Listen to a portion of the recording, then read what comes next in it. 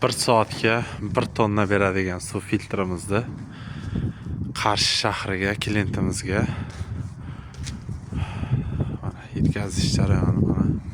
1 tonnalik 4 ta membrana korpus Anvar aka boshchiligida oldingi filtrlarimizda ham suv bochkalari mana soatiga 250 litrlik 2 bosqichlik zavodskoy Xitoy sborka kerak bo'ladigan bo'lsa mana apelsin svetligi ko'k qani loy filtr ham 3 tonnalik 3 tonnalik loy filtrimiz klientimizga bu ham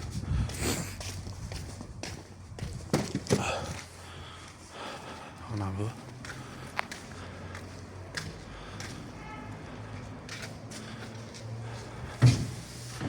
soatiga 1 tonnalik suv filtri orqa tomondan ko'rinishi